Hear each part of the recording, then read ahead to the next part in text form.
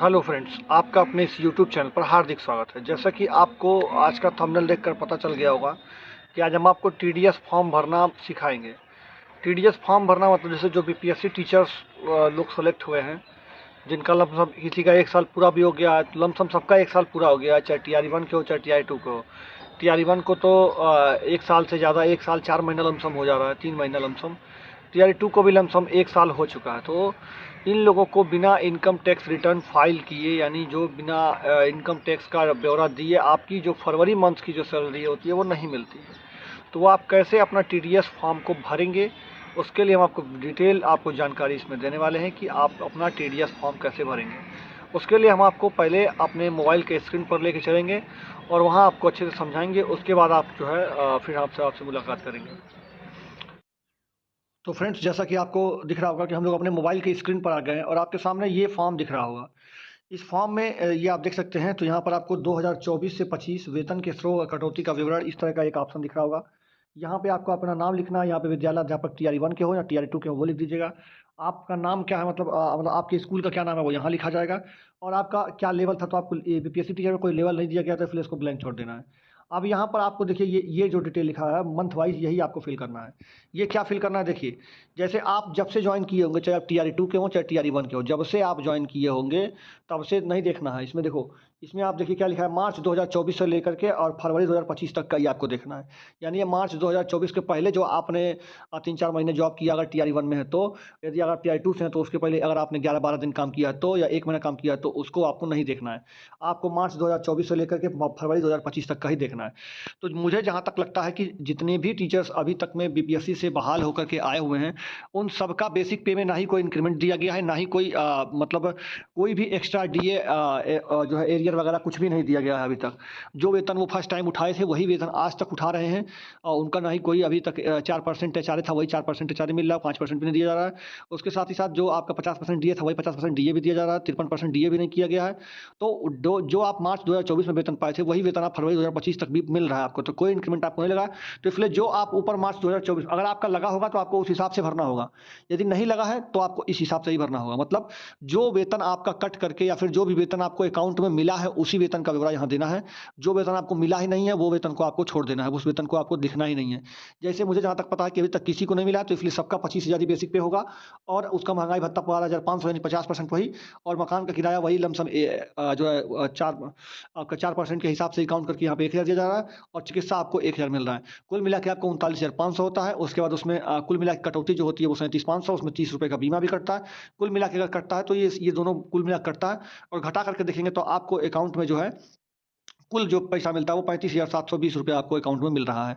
ये मार्च 2024 में मिल रहा था। और यही पैसा आपको फरवरी 2024 में फरवरी 2025 में भी मिलेगा और जनवरी 2025 में भी मिला होगा। तो यही वेतन आपको लिखना है। और उसमें जो है आपका प्रोफेशनल कर यानी पेशा कर जो है, यहाँ पे जो आपको लिखा है प्रोफेशनल कर, पेशा कर जो है वो आपको सितंबर के महीने में कटा रहा होगा। अब किसी का जिसका 1,000 कटा है वो यहाँ पे 1,000 लिखेगा और 1,000 घटा करके यहाँ पे 34,720 लिखेगा। और अगर जिसका 2,000 कटा होगा वो 2,000 घटा करके अपना यहाँ पे 2,000 घटा करके यहाँ पर लिखेगा। तो जो कटा होगा वही। अब ये जो आपको जो चार्ट दिख रहा है इसी तरह से आपका चार्ट बनेगा। चाहे आप ये 1 to 5 का यहाँ पे मैं दिखा दिया हूँ, 6 to 8 का भी ऐसे ही बनेगा, 9 10 का भी ऐसे ही बनेगा और 11 12 का भी ऐसे बनेगा। यहाँ पर इन सब का टोटल सम कर लेना है। मतलब इसको जोड़ करके आपको मैं दिखा देता हूँ। ये सारा जोड़ करके आपको कहाँ लिख लेना है, यहाँ लिख लेना है। ये सारा जोड़ के यहाँ लिख लेना है, ये सारा जोड़ के यहाँ लिख लेना है, ये सब जोड़ के यहाँ लिख लेना है।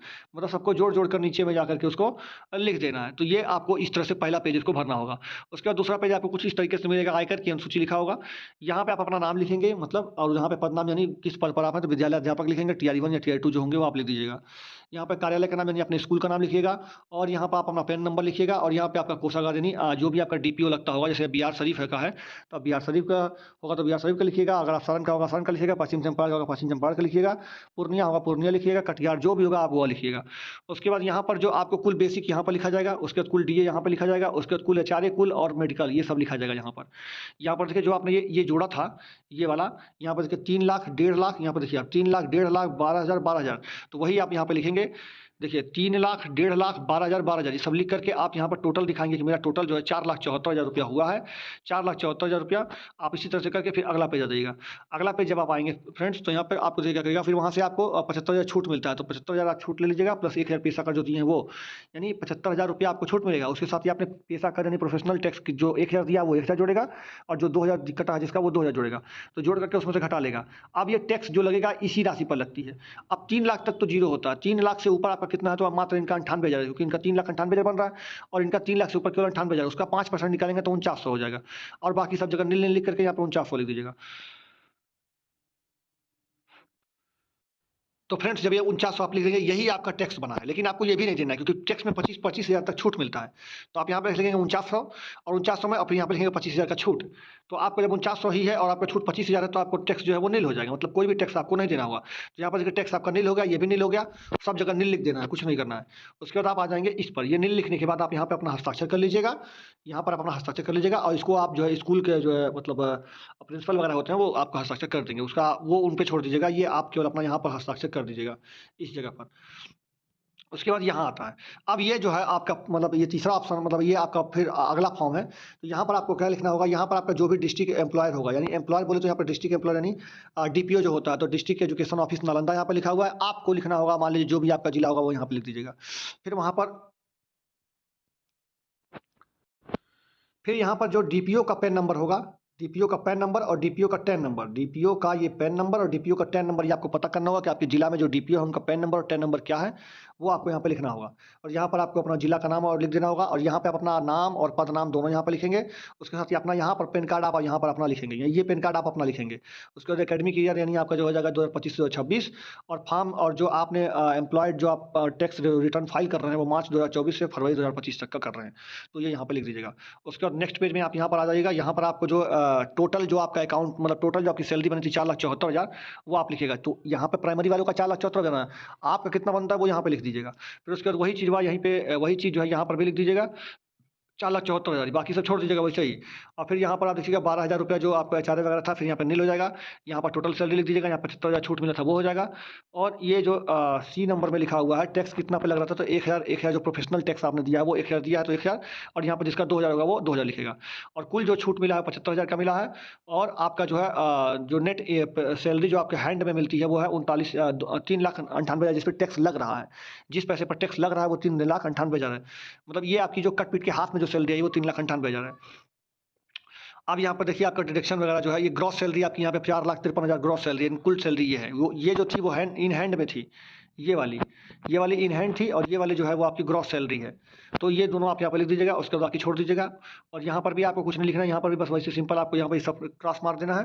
और यहाँ पर भी आपको केवल और केवल और जो आपका टोटल सैलरी है वो लिख देना है। यानी यहाँ पर आप देखेंगे इन हैंड वाली सैलरी, ये आपका टैक्स बना था लेकिन आपको लगा नहीं, क्योंकि 25,000 का छूट है। उसके बाद यहाँ पर क्योंकि छूट हुआ तो कोई भी टैक्स आपका नहीं लगा, तो आप लोग नील नील नील नील सब जगह नील भर दीजिएगा, क्योंकि ये सब ऐसे ही नील हो जाएगा।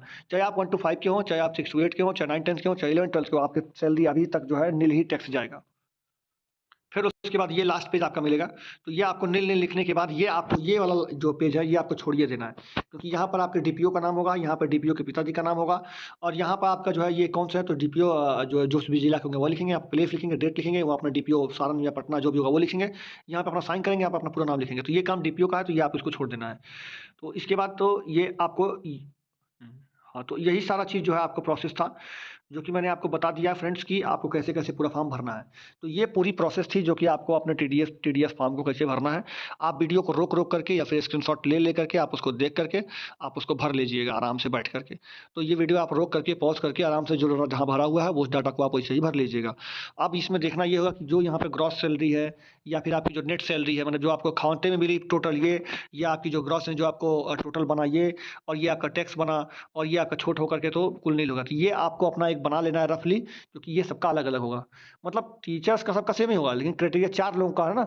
एक 1 to 5 का मैंने आपको बता ही दिया, 6 to 8 में अलग होगा, 9 10th में अलग होगा, 11 12th में अलग होगा, ये 4 होगा। लेकिन जो 9 10th में होगा सबका सेम ही होगा, जो 6 to 8 में होगा उसका सबका सेम ही होगा। तो उम्मीद करते हैं इस तरह से आप पूरा फॉर्म भर लेंगे। तो इसी तरह से आप अपना भर लीजिएगा। देखिए फ्रेंड्स, अगर आप 9th-10th के होंगे तो ये आप देख सकते हैं 9th-10th वालों का ये चार्ट ये बनेगा। तो ये चार्ट बनेगा, इसमें आपको यहाँ पर टोटल नीचे लिखा हुआ है कि 3 लाख, ये पूरा बेसिक, ये पूरा डीए, ये पूरा एचआरए, ये पूरा मेडिकल, और टोटल उनका ये बनेगा और उनका नेट पे ये बनेगा। तो ये सारा चीज़ आपको अपना चार्ट बना लेना है। ये आपका जो है 9th-10th का चार्ट है। ये जो चार्ट आपको दिख रहा है फ्रेंड्स, तो ये जो चार्ट आपको दिख रहा है ये 11th-12th का चार्ट है। तो यहाँ पर आप देख सकते हैं 11th-12th वालों का टोटल आपको कितना बनेगा यहाँ पर। ये आपका टोटल बनेगा, उसके साथ ही आपका जो है यहाँ पर ये आपका मतलब इन हैंड वाला बनेगा। तो ये सारा चीज़ है, ये आप चार्ट इसी हिसाब से अपना बना लीजिएगा। उम्मीद है कि आपने पूरा वीडियो देखा होगा, आपको पूरा अच्छे से समझ में आ गया होगा कि आपको टीडीएस सर्टिफिकेट फॉर्म अपना मतलब टीडीएस फॉर्म कैसे भरना है। उसमें आपको मैंने सब कुछ लाइन बाय लाइन आपको करके दिखाया हुआ है, बताया हुआ है। वही फॉर्म आपको भरना है और आपको अपने एब्सेंटी के साथ ही, इस महीने की जो एब्सेंटी है उसके साथ देनी है। बहुत लोग कहेंगे कि मेरी एब्सेंटी चली गई है, तो आपको वैसे ले जाके देना होगा। और बहुत लोग कहते हैं कि बिना उसके भी एब्सेंटी ले ली गई है। किसी किसी ज़िला में तो किसी ब्लॉक में बिना उसके एब्सेंटी नहीं ली जा रही है, लेकिन किसी ब्लॉक या ज़िला में बिना उसके भी एब्सेंटी ले ली गई है। लेकिन आपको वो फॉर्म भर के जमा करना ही होगा, अन्यथा आपके फरवरी मंथ का जो सैलरी है वो फंस जाता है और उसको मिलने में काफ़ी दिक्कत होती है। तो ये फॉर्म आपको बड़ा इंपॉर्टेंट तरीके से भरना होगा और इसको मैंने लाइन बाय लाइन जैसे बताया वैसे ही आप अपने हिसाब से फिल कर लीजिएगा। मान लीजिए मैंने किसी क्लास का बताया, तो आप अपने हिसाब से उस क्लास के मान लीजिए आपका वही क्लास होगा तब तो आपको वही डाटा भरना होगा। लेकिन अगर आपका कोई और क्लास होगा, जैसे आप 6 to 8 के हैं या फिर 9th-10th के हैं या 1 to 5 के हैं, 11th-12th के हैं, तो मैंने हर चीज़ का बताने की कोशिश किया है। लेकिन अगर किसी नहीं बताया है तो उसका आप अपने हिसाब से सैलरी कैलकुलेट कर लीजिएगा और वही डाटा उसमें भर देना है और कुछ करना नहीं है। सब फॉर्म भरने का प्रोसेस बिल्कुल सब सेम ही सेम है। हालांकि कोई भी हो, अभी किसी का टैक्स नहीं लगेगा। वो लोग हमेशा जो है 75,000 का जो टैक्स माफ़ हो रहा है उसमें आपका टैक्स 0 हो जाएगा, बट आपको फॉर्म भरना पड़ेगा, अन्यथा आपकी फरवरी मंथ की जो सैलरी है वो नहीं मिलती है। तो इसलिए आपको ये सब करना ही होगा। तो आशा करते हैं वीडियो आपको पूरा अच्छे से समझ में आया होगा। मिलेंगे हम अगले वीडियो में अगली जानकारी के साथ। तब तक के लिए अपना ख्याल रखिएगा। जय हिंद, जय भारत, धन्यवाद।